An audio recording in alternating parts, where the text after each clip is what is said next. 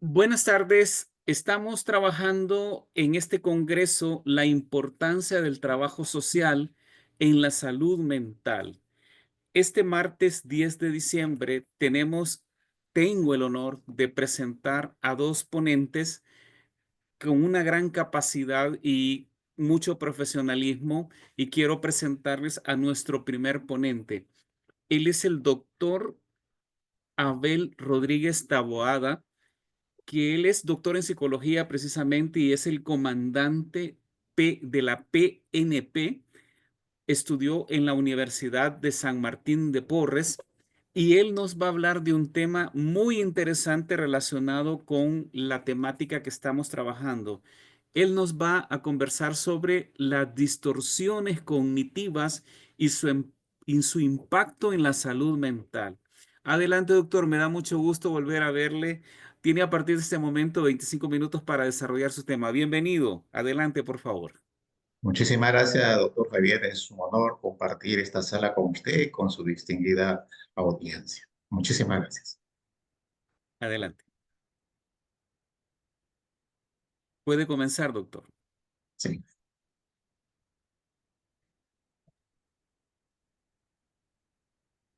perfecto. Ya se ve su presentación. Bueno. Ok, se ve y se me escucha, ¿verdad? Sí, sí, adelante, doctor. Ok. Adelante. Le decía muchísimas gracias por la presentación, doctor. Es realmente un honor compartir esta mesa académica con distinguidos invitados y más aún con la presencia de usted que enaltece esta reunión. El tema que vamos a conversar son las distorsiones cognitivas y su relación con la salud mental. Pero convendría un poco comentar sobre estos dos conceptos. La salud mental es un concepto muy amplio en la cual intervienen diversos factores. En la salud mental interviene la economía, interviene la sociología, interviene la psicología, interviene la medicina, interviene la psiquiatría, la neurología, etcétera, etcétera. Entonces, el concepto de salud mental es bastante amplio. Por otro lado, es importante también analizar el trabajo social. El trabajo social abarca igualmente muchísimos campos y hay diversas disciplinas que tienen que ver con el trabajo social, que se puede trabajar a nivel inter y multidisciplinario. Pero el trabajo social como disciplina es mucho más exquisita todavía, es mucho más puntual. Yo creo que el trabajo social tiene mucho que ver con la salud mental, porque el gran apoyo que nos presta las especialistas en el trabajo social de orientación, en esa capacidad de gestión, en la ayuda especialmente que puedan brindar a quien lo solicita, es muy significativa y muy importante. Vamos a conversar entonces sobre las distorsiones cognitivas y su relación con la salud mental. Empezaremos por definir, un ratito por favor, empezaremos por definir qué cosa es una distorsión cognitiva. La distorsión cognitiva viene a ser los aspectos internos de tipo cerebral o psicológico que nosotros tenemos, como la conciencia, la atención, la capacidad de juicio, etcétera, etcétera. Todo eso tiene que ver con lo cognitivo, pero dentro de ese cognitivo hay algo importante, una distorsión cognitiva, que es el pensamiento. La persona que tiene esta distorsión cognitiva tiene una característica muy especial cuando utiliza su pensamiento. Y esa característica muy especial está orientada a interpretar inexactamente la realidad. Y sus emociones negativas a veces son innecesarias.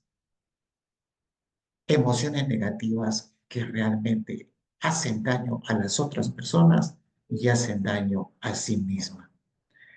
Estos pensamientos surgen en la mente que tienen estos sujetos o estas personas con ese patrón de pensamiento surgen sin darse cuenta en algunos momentos, pero que los percibe, en este caso, que tiene las distorsiones cognitivas.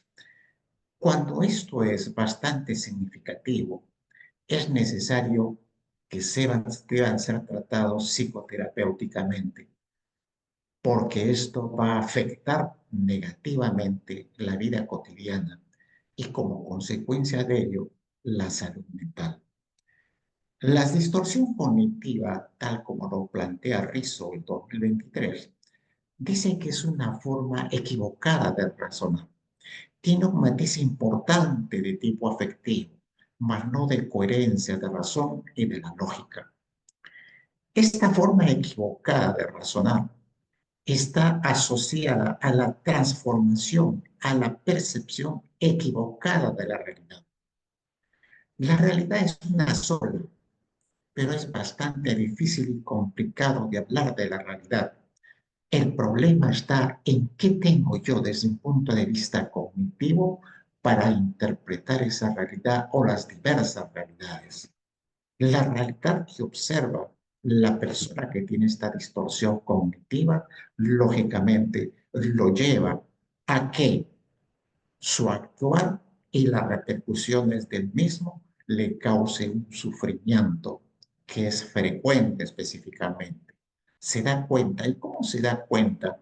Cuando la gente se aleja, cuando la gente no lo considera, cuando la gente lo reprocha, lo repele específicamente.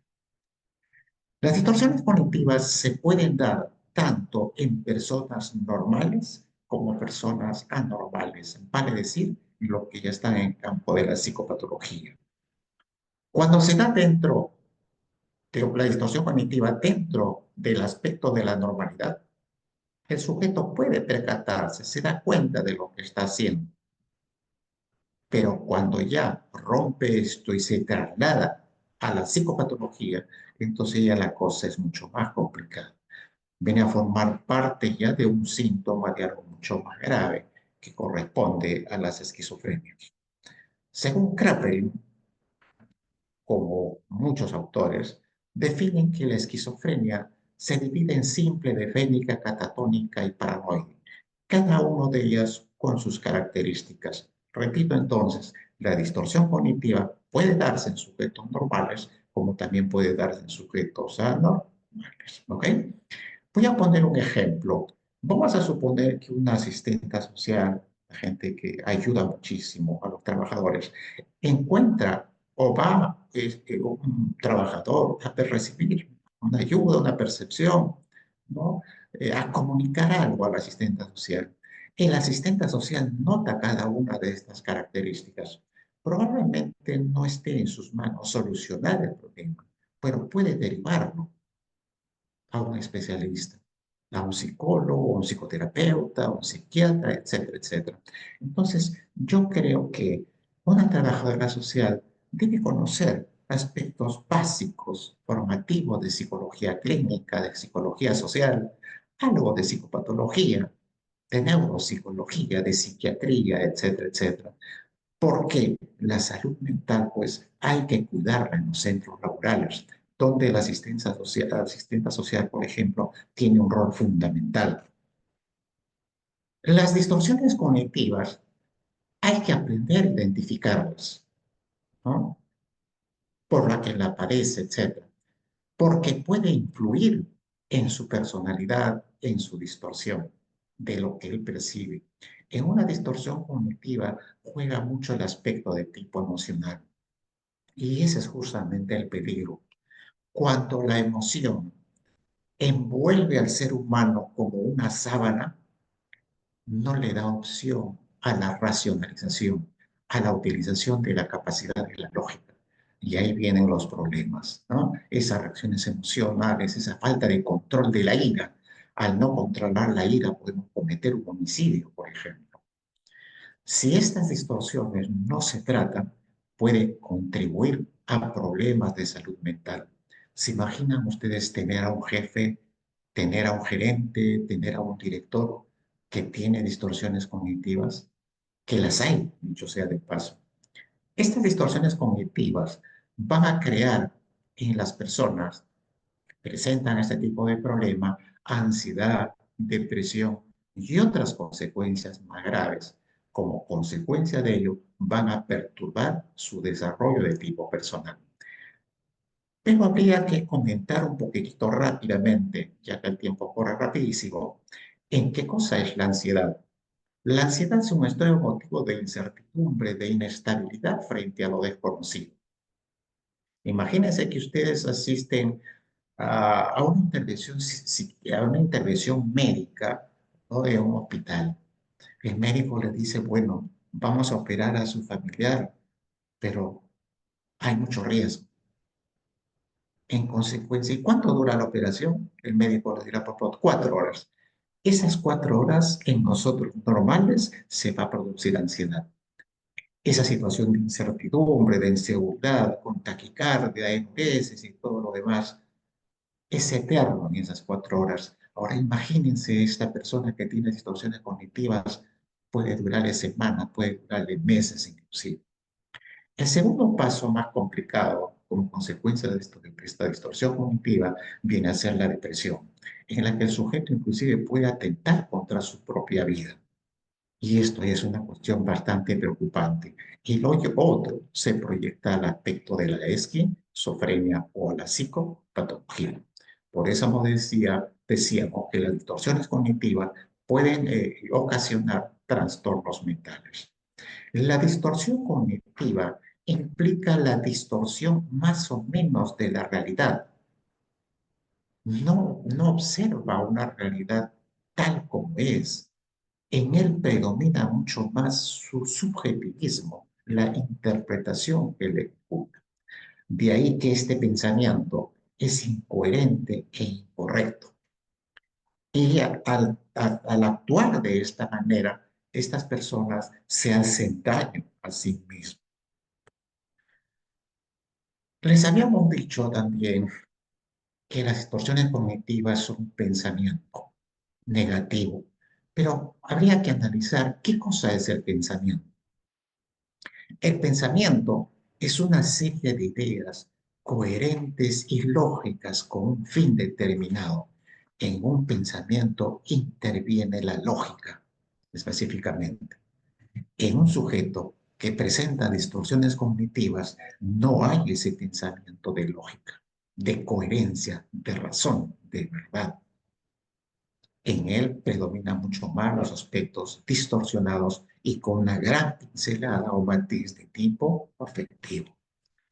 Decíamos que estos pensamientos negativos de las distorsiones cognitivas pueden producir ansiedad, depresión y otros trastornos esquizofrenia.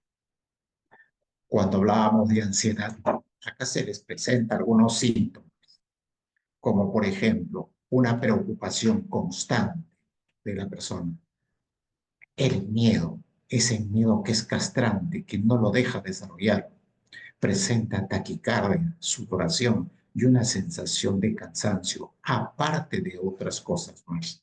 Estos son los aspectos más significativos. El segundo aspecto que puede alterarse o puede ocasionar es la depresión, en la cual hay una tristeza profunda, hay una irritabilidad, una sensación de vacío y una melancolía. Esto puede durar meses, puede durar semanas, hasta años puede durar. Hay gente que no soporta estos cuadros de tipo depresivo y llevan a eliminarse específicamente. La distorsión cognitiva, al no recibir tratamiento psicoterapéutico especializado, puede llevar a estos cuadros. O puede ser también que se proyecte como síntoma y parte de lo que son las esquizofrenias, donde predominan específicamente las alucinaciones. Y la más común es la esquizofrenia de tipo paranoide. Acá hay algunas características de las distorsiones cognitivas. Estas características de las distorsiones cognitivas, ya les decíamos que es una forma equivocada de razonar. Y dentro de esa forma equivocada de razonar aparecen unas ideas exageradas e erróneas, magnifican las cosas. Acá les estamos dando algunos aspectos que nos permiten identificar a la persona que puede tener estas características, que puede pasar desapercibido. Esta idea, a pesar de ser mala o imprecisa, la persona que las experimenta cree en ellas, porque predomina el impacto de tipo afectivo, no predomina la razón y la lógica. Por eso se habla de distorsión cognitiva, una alteración del pensamiento. Van a provocar también malestar. Estas son ideas automáticas y difíciles de reconocer y controlar, sobre todo cuando no hay en la persona una predisposición de poder manejar, de percatarse, de darse cuenta. El darse cuenta es muy complicado. Hay personas que tienen un nivel universitario y no se percatan, no se dan cuenta de los errores que cometen. Hasta cuando sucede algo mucho más complicado y ahí recién empiezan arreglado, llamémoslo de alguna manera, para la solución de los problemas que han generado. Esta manera equivocada de razonar también decíamos que genera malestar y rigidez de pensamiento y como que consecuencia de ello se va a alterar la conducta del sujeto. El pensamiento está relacionado directamente con las conductas. Si yo tengo un pensamiento de tipo dogmático, tengan en cuenta, tengan por lo seguro que mi conducta igualmente será rígida. Estas personas son conscientes en algún momento de ello, pero presentan muchas dificultades para reconocerlas en forma parcial o total. Hay gente que dice, por ejemplo, yo soy así, a mí me criaron así y eso tiene que ser y punto, y se acabó el asunto. O en el hogar, el padre dice, yo soy el que mantengo la casa, yo mantengo la economía y aquí se hace lo que yo quiero. Y cuando eso no es así, se trata de llegar a un diálogo, entonces ya empieza el conflicto. En las distorsiones cognitivas hay una característica muy interesante. Las ideas son polares. No hay situaciones de tiempo intermedio. O es blanco o es negro, tal como ven ustedes ahí en la figura. O es perfecto o es fatal. Son extremos. Y en la vida no podemos funcionar así a nivel de extremos. Hay cosas intermedias. Por eso decimos que hay pasos intermedios y hay diversos matices frente a una acción que nosotros estamos relatando. Basa todas las esperanzas en un evento que ocasiona estándares inalcanzables. Si es un jefe, por ejemplo, cree que la gente debe producirle a lo máximo, al margen de las cosas que pueda tener o que pueda ocasionar o que pueda sentir. Cuando no consigue esta exigencia, entre comillas, coherente, entre comillas, y subrayado, en él ocasiona estrés y, lógicamente, por otro lado, el aspecto de la crisis. Pero es importante comentar algo sobre el estrés. El estrés no es malo. El pensamiento puede y debe manejar las emociones. En consecuencia, el estrés no va a impactar negativamente en el sujeto. Los trabajos a presión, por ejemplo, a nivel laboral, desarrollan diversas habilidades, diversas destrezas de las personas. Todo está en el manejo que se puede hacer de la frustración y en él juega un papel muy importante el pensamiento y la inteligencia. Acá tenemos otras características de las distorsiones cognitivas. El primero es la sobregeneralización. Una persona con distorsiones cognitivas sobregeneraliza las cosas, le da otra dimensión que no la tiene. Significa que un único suceso se convierte en conclusión, no hay otra, y que ello puede volver a ocurrir en situaciones parecidas. Por una actitud, por una acción, lapida al ser humano específicamente.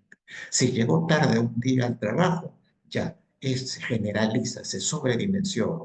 Este señor no sirve porque toda la vida va a llegar tarde, por ejemplo. Se va a una situación de extremo. Por eso decíamos que no hay una situación intermedia. No se preocupa, no quiere entender por qué llegó tarde, no encuentra razones, no permite que se le dé esas razones. El otro aspecto es el perfeccionamiento, ¿no? Son ideas inflexibles y estrictas sobre cómo deberían ser los demás y uno mismo. Son pegados muchos a los aspectos del tipo reglamentario, reglamentosos. Si es bien cierto, hay que cumplir los reglamentos, pero hay que saber escuchar. Una cosa es oír y otra cosa es escuchar. Escuchar es procesar, es analizar, es investigar. A veces solamente se oye o no se quiere oír y simple y llanamente se sanciona.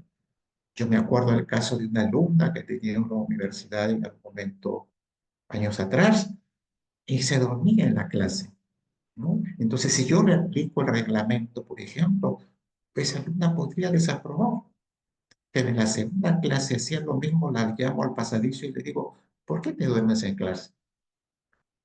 La alumna me dijo lo siguiente, disculpe, profesor, me dijo, lo que pasa es que estoy con quimioterapia y eso realmente me incomoda muchísimo y me altera muchísimo. Entonces, ¿cómo no comprender a esa persona? Ese es un poco el ejemplo que podría darles cuando hay distorsiones cognitivas y el perfeccionismo va por adelante, no se entiende, no se comprende, no se escucha. Esta persona no está satisfecha consigo mismo ni con nosotros, justamente por esa distorsión del pensamiento. Las estrictas exigencias a otras personas, cuando no son cumplidas, ocasionan en ellos odio, rabia e ira. Cuando no se cumple lo que ellos piensan que es lo correcto, entonces aparece lo emotivo. Odia a Do- esa persona, le doctor, tiene cólera. doctor, nos quedan 5 minutos, perdone la interrupción, 5 minutos. Perfecto, muy rapidísimo entonces, ¿ya? Luego también tenemos el aspecto de tipo catastrófico, ¿no? Que todo es una desgracia, todo es un problema gigante. Es su manera de pensar que dispara la ansiedad, una situación de incertidumbre. Se caracteriza por esperar siempre que va a pasar lo peor o que el suceso será más grave de lo que es. Los pensamientos se enfocan a un desastre que no se ha producido o interpretan exageradamente un hecho como negativo. Entonces, estos son algunos lineamientos que deberíamos tener en cuenta y para poder modificarlos. Rápidamente, por cuestiones de tiempo, no quisiera usar el tiempo que me dio el doctor Javier, y voy a pasar a comentarles sobre la minimización. La minimización es todo lo contrario de la visión catastrófica. Las personas afectadas por ansiedad, depresión u otras obsesiones ignoran las partes positivas de los hechos del momento. Paso a la siguiente por cuestiones de tiempo, lectura del pensamiento. Esto es algo interesante, ¿no? Se proyectan en el tiempo. Si se quiere algo, tiene alguna pincelada de tipo paranoide. Si tiene pruebas evidentes, sin tener pruebas evidentes, ni preguntarle directamente a los demás, estas personas se imaginan lo que sienten, piensan o lo que van a hacer. Afirman, por ejemplo, que si alguien les solicita algo, ellos le pedirán algo a cambio. Es decir, siempre buscará una ganancia secundaria. Eso es un poco, es la producción del pensamiento. Aparte de eso, establecen predicciones negativas a partir de las ideas que no están evidenciadas. Parten de sensaciones e intuiciones. Dentro de ellos, por ejemplo, tenemos la divulgación, la culpabilidad, el razonamiento emocional, el etiquetado, la falacia de la razón y la falacia de compensación divina. Quisiera tocar el punto último por la cuestión de tiempo. Esta persona con distorsiones cognitivas está convencida de que en algún día todo el sufrimiento que él ha vivido y los sacrificios que ha hecho tendrán ser recompensa o castigo a nivel divino, por ejemplo. Esa es una característica peculiar de estas personas. Rápidamente, por favor, ¿qué hacer para solucionar las distorsiones cognitivas? Hay que aprender a identificar las distorsiones. Hay que examinar la veracidad de esos pensamientos, de esas características. Cambiar y llevar a cabo un diálogo interno, un cuestionamiento interno, utilizando un término religioso, hacerse un examen de conciencia. Una introspección profunda siempre es bueno. Luego, hay que utilizar una técnica de reestructuración cognitiva, sobre todo yendo al especialista. Él será el psicoterapeuta quien me ayudará a solucionar estos problemas. Luego, una práctica de atención plena para tratar de ayudarle a solucionar estos problemas y solucionar los problemas de rumiación, de pensamientos negativos, etcétera, etcétera. Estas personas deben buscar apoyo del especialista y práctica de una autorreflexión que es importante. Finalmente, voy a dar la lectura a las conclusiones. Las distorsiones cognitivas son comunes en la vida cotidiana y pueden afectar la salud mental de una persona. Segundo, identificar y desafiar las distorsiones cognitivas. Su identificación puede ayudar a mejorar la salud mental y reducir ¿Pasado? la ansiedad y la depresión. Tercero, las distorsiones cognitivas pueden ser el resultado de experiencias pasadas como traumas o patrones de pensamiento aprendidos. La terapia cognitivo-conductual es un enfoque efectivo para tratar las distorsiones cognitivas, ya que ayuda a las personas a identificar y a cambiar sus patrones de pensamiento. Finalmente, las distorsiones cognitivas pueden afectar la forma en la que se percibe una persona frente a situaciones sociales. Puede interferir en la capacidad para establecer y mantener relaciones saludables y como consecuencia de ello, la dificultad de su salud mental. Muchísimas gracias y disculpe, doctor Javier, que me pasé un minuto. Muchas gracias. No, no, no hay problema, doctor Abel. Muchísimas gracias por su exposición sobre las distorsiones cognitivas. Muy interesante tema. Invito a a los participantes en este foro a que anoten sus preguntas y las pongan por el chat, porque después de nuestra siguiente ponente vamos a tener una pequeña ronda de preguntas en este momento. Ok, perfecto. Vamos a pasar a nuestra segunda ponente, mi amiga Judith Choclot Rojas, que me comunicó que no tiene cámara. No vamos a tener el honor y el gusto de verla, pero nos va a hablar de un tema muy, muy interesante. Se las presento. Ella es psicóloga y consultora y, por supuesto, conferencista internacional también es Judith. Eh, Trabaja en el proyecto internacional Agora Perú y pues ella normalmente está trabajando en la parte de la discapacidad. Precisamente ese es su tema. Su tema es la salud mental, el trabajo social y la discapacidad. Mi querida amiga Judith, te mando un gran, gran abrazo hasta Perú, hasta Lima, y tienes a partir de este momento aproximadamente 25 minutos para desarrollar tu tema. Adelante, por favor, Judith. Muy Adelante. buenas noches, doctor Javier. Es un honor nuevamente estar en esta actividad internacional para poder desarrollar un tema importantísimo. Le agradecería si me escuchan, por favor. Sí, Judith, te escuchamos perfectamente. Ah, Adelante, por perfecto. favor. Sí, Entonces voy a poner el tema. Eh, Creo que se la encuentro aquí nomás. ya se ve tu diapositiva. Ahí está. Listo. Listo. Bien, entonces vamos a ver, el trabajo social, salud mental y discapacidad es el tema que nos convoca esta tarde, ¿no? Y vamos a empezar con un video que se llama Intervención del Trabajador Social. Lamentablemente creo que no va a ser posible. A ver, veamos acá.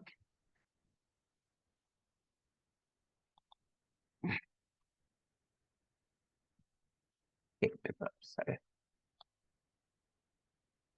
aquí.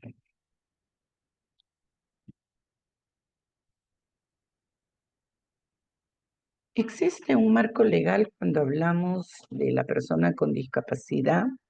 Hay un reglamento establecido en la Ley General de la Persona con Discapacidad, que es la 29973, que se trabaja para todos los temas relacionados a los derechos que tienen las personas con discapacidad. Y también tenemos la Constitución Política del Perú y la Declaración de los Derechos Humanos. El artículo 2 de la Ley 29973 señala qué es una persona con discapacidad. Muchas personas definitivamente desconocen la temática de discapacidad, desconocen la tipología que hay en el tema de la discapacidad, el trato que debe recibir una persona con discapacidad y en este caso relacionado a la salud mental, fundamentalmente dentro de la discapacidad mental y la discapacidad intelectual.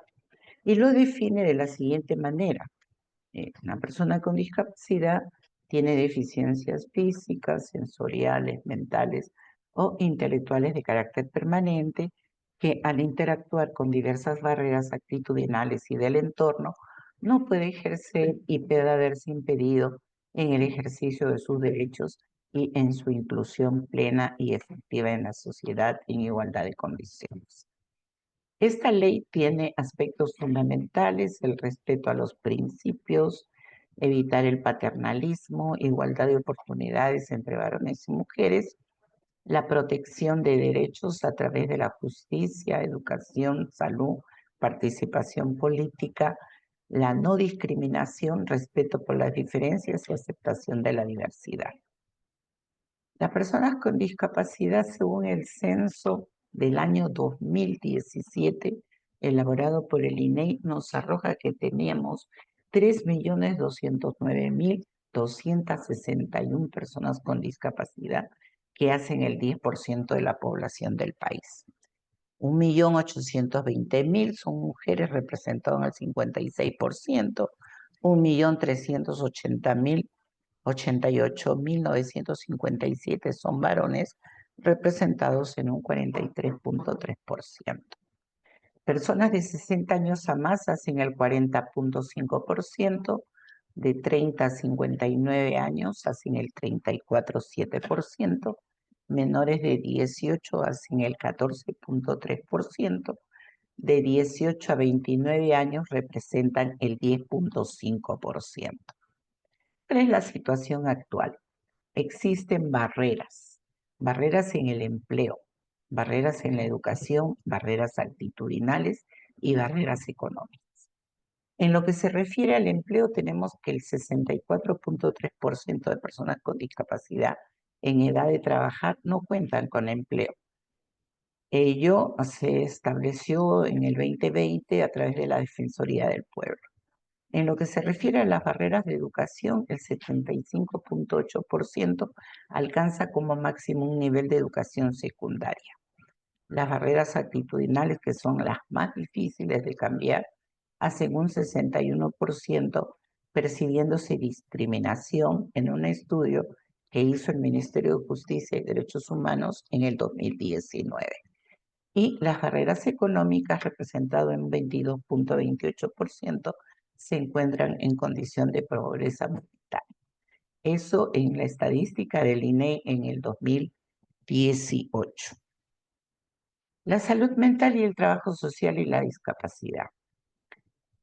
Como señaló nuestro doctor Abel Rodríguez, la salud mental requiere de un trabajo articulado en todas las profesiones, y el trabajo social se distingue fundamentalmente porque esta institución de los trabajadores sociales tienen determinados protocolos de salud mental, garantizando un tratamiento pleno al paciente al actuar sobre el conjunto de facetas físicas y psicológicas, ¿no? Responsables de su malestar. ¿Qué cosa entendemos por protocolos de salud mental? Es un proceso mediante el cual una persona conduce sus emociones de manera adaptativa, empleándolos en favor de sus decisiones y procesos de vida.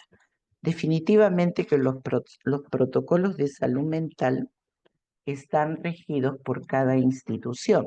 Sabemos que existe protocolos, el oficial establecido por la institución donde se trabaja, protocolos de salud mental en el área de universitario, en el área médica, en el área también deportiva, ¿no?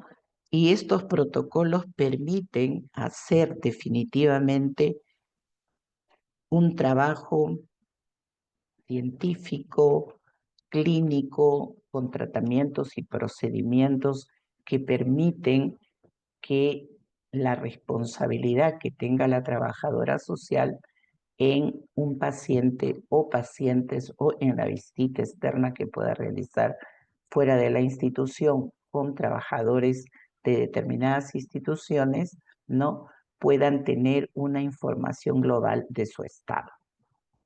La salud mental tiene que ver con la manera en que pensamos, sentimos y también actuamos al enfrentar los retos que nos presenta la vida.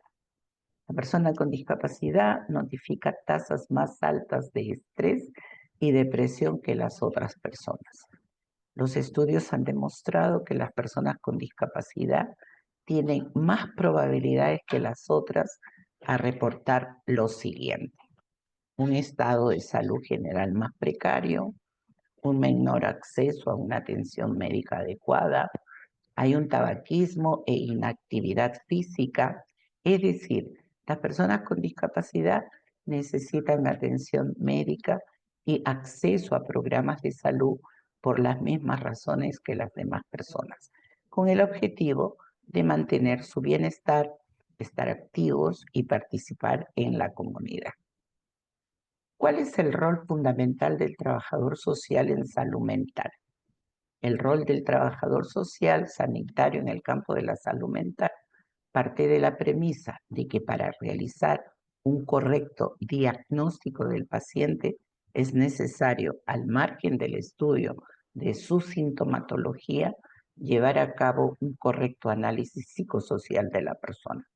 Y vuelvo a repetir, cuando se trata de hacer ese análisis psicosocial, debemos articular con el médico, con el neurólogo, ¿no? Con el psicólogo social, con la trabajadora social y, si es posible, dentro del equipo, un docente y un sociólogo. El motivo no solo es conocer si existen factores externos que puedan estar teniendo un impacto negativo o dañino en la salud del paciente. También constituye una red de apoyo con la que contará durante el proceso de recuperación y las implicancias que podría tener para su trabajo, el soporte económico o habitacional y fundamentalmente el tema de las relaciones familiares. Existen otras enfermedades o problemas de salud y su prevención. Muchas enfermedades crónicas y afecciones relacionadas con la discapacidad se pueden prevenir. Las enfermedades crónicas figuran entre los problemas de salud más frecuentes y costosos, aun cuando muchas pueden prevenirse. Algunas enfermedades crónicas se pueden prevenir llevando un estilo de vida saludable, visitando a proveedores de atención médica con fines preventivos y hacerse pruebas de detección de rutina y aprendiendo a controlar estos problemas de salud. Ahí va a jugar un papel importante el psicólogo, el trabajador social y el docente en un trabajo articulado. Importancia del trabajo social en la discapacidad.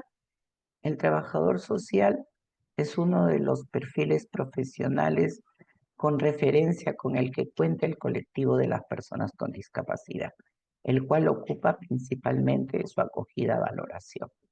El trabajo social tiene especial implicación en las personas con discapacidad, dado que esta profesión va dirigida a velar por los principios, por la dignidad, la autonomía, la no discriminación, fomentando la participación e inclusión basado en la igualdad de oportunidades que involucren una verdadera inclusión social y no una limitación dada la condición de las personas. Importancia del trabajador social en la discapacidad. El trabajador social es el profesional que va a facilitar cambios personales y sociales mediante tareas de prevención, atención, gestión, orientación, mediación, apoyo y dinamización social, con el objetivo de mejorar la calidad de vida de las personas y de los grupos. Este profesional también está presente en la formulación de políticas de bienestar social. Con esto estamos terminando esta exposición referente a el tema de el trabajo social, la discapacidad y la salud mental. Muchas gracias, doctor Javier. Quedo a definición de el tema de las preguntas. Muchísimas gracias, Judith, por tan interesante ponencia sobre la salud mental, el trabajo social y la discapacidad. Tenemos un espacio de unos 10 minutos e invito a los asistentes en este congreso de la importancia del trabajo social en la salud mental a que pongan sus preguntas en el chat si lo desean, o si no, pues toman el micrófono, abren su micrófono y hacen la pregunta y me avisan a quién se la dirigen, por favor.